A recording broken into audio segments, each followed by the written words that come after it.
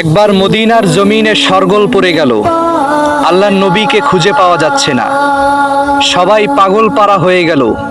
আবু বকর সিদ্দিক অঝরে কান্না করতেছে আর মদিনার অলিতে গলিতে দৌড়াইতেছে। হযরতে ওমর হুঙ্কার দিতেছে, যদি কোনো কাফের মুশরিক আমার নবীর গায়ে হাত দেয় তাহলে তার দফা রফা করে ফেলবো। এইরকম সবাই সবার মতো করে দয়াল নবীকে খুঁজতেছে। 3 দিন পর্যন্ত নবীর কোনো সন্ধান নাই। হঠাৎ একজন রাখাল হযরতে ওমর রাদিয়াল্লাহু তাআলা আনহুর কাছে চলে আসলো। বলতেছে, খাত্তাবের ছেলে ওমর, আমি আপনাদের মুহাম্মদকে চিনি না, তবে দূর পাহাড়ের একটা গুহায় আমি একজনকে ইবাদতরত অবস্থায় দেখেছি। তিনি শুধু কান্না করতেছেন, সেজদায় পড়ে বলতেছেন, মালিক আপনি আমার উম্মতকে কবরের আযাব থেকে রক্ষা করেন। আল্লাহু আকবার।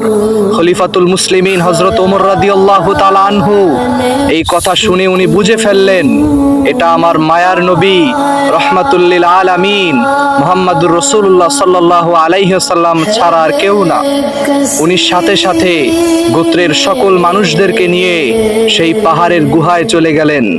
গিয়ে দেখতেছেন আমাদের নবী, পেয়ারা নবী রাহমাতুল লিল আলামিন মুহাম্মদুর রাসূলুল্লাহ সাল্লাল্লাহু আলাইহি ওয়াসাল্লাম সেজদারত অবস্থায় কান্না করতেছেন। হযরতে ওমর রাদিয়াল্লাহু তাআলা আনহু সেজদা থেকে উঠালেন এবং জিজ্ঞাসা করলেন, ইয়া রাসূলুল্লাহ, ইয়া হাবিবাল্লাহ, আপনি কান্না করতেছেন কেন? হযরতে ওমরের চোখের দিকে তাকিয়ে রাসূলুল্লাহ বলতেছেন, ও ওমর, তুমি তো কবরের আযাব দেখো নাই, তুমি তো জান্নাত দেখো নাই, তুমি তো আমার জায়গায় না। যদি তুমি আমার জায়গায় থাকতে তাহলে তুমিও এই কাজটাই করতে। আমি উম্মতের জন্য কান্না করতেছি।